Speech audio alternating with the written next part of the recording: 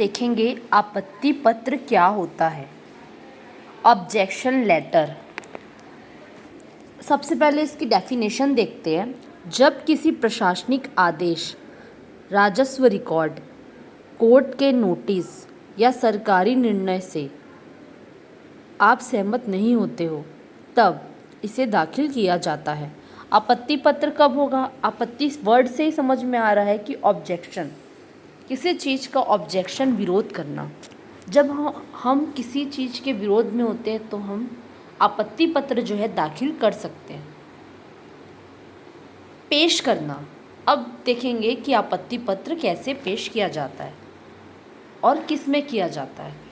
Example के तौर पे जैसे नामांतरण है, वसीयत है, दान, बंटवारा, सरकारी अधिसूचना, नोटिस के खिलाफ टेंडर, भर्ती या चयन में गड़बड़ी होती है, प्रशासनिक या न्यायिक कार्रवाई है, उसमें जो आदेश है हमारे हक में नहीं होता है, हमारे हक के खिलाफ होता है, तब जो है आपत्ति पत्र जो है पेश किया जाता है।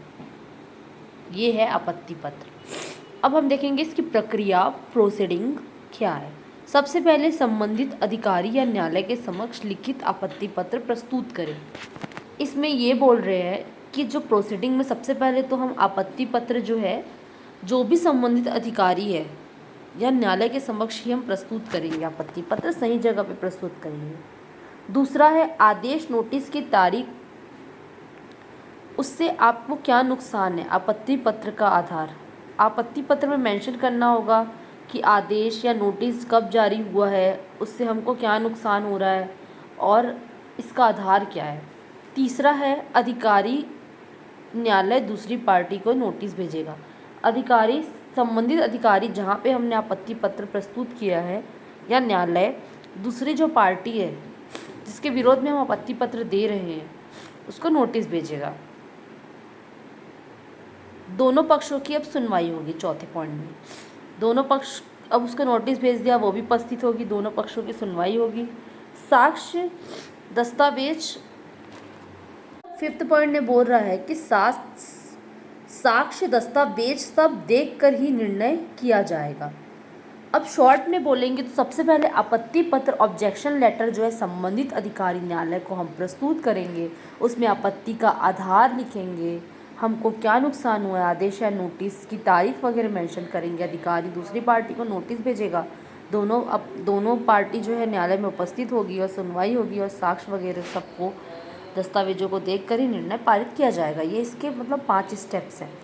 अब जो है इसमें इंपॉर्टेंट डॉक्यूमेंट्स क्या क्या है ऑब्जेक्शन लेटर में। फर्स्ट डॉक्यूमेंट है आपत्ति पत्र। ऑब्वियसली बात है कि ऑब्जेक्शन लेटर ही सबसे मोस्ट इम्पॉर्टेंट डॉक्यूमेंट होगा। सेकंड में है जो पहचान पत्र, आईडी प्रूफ, वोटर आईडी, आधार कार्ड।